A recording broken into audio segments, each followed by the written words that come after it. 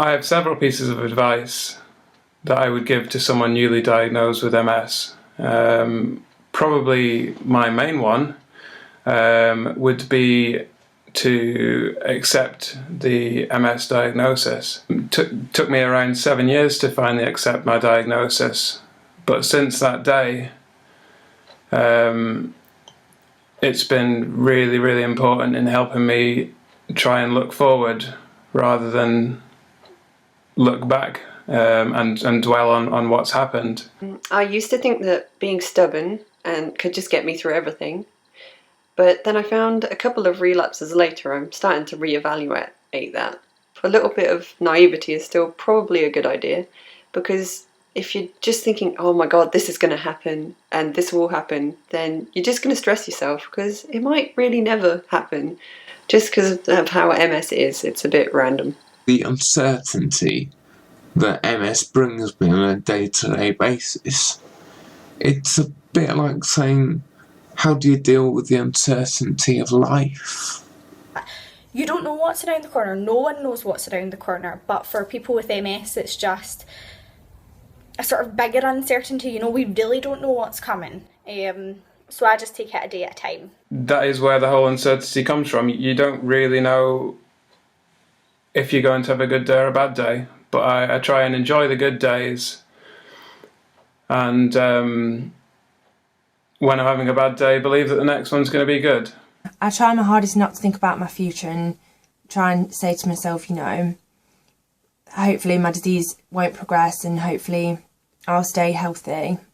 But really I do a lot of fun things and really enjoy like seeing my friends and being around my family and going on holidays. I try and just keep really positive. Well, the first thing I'd say is don't panic. It's not as bad as you're reading on the internet. There are lots of people out there, so you go out there and you connect with them. And it doesn't matter, you don't have to be physically, you can go on Facebook. There's a huge amount of support groups for this condition. And if you go out there and you speak to lots of people, then you'll get their feedback and you'll quickly find out that everybody is different. Everybody is affected in a different way. And having MS isn't a guaranteed wheelchair or a guaranteed loss of bladder function or anything of the other scary things that you find out when you first get your diagnosis and look on the internet. So my advice is don't panic, just find out from other people what they're going through and see how it relates to what you're going through. Don't panic, everything will be okay. Just take time to let it sink in and then think of what questions you need answered. My advice, though it's quite tricky to follow, would be not to worry about it. You could have something worse, like leprosy.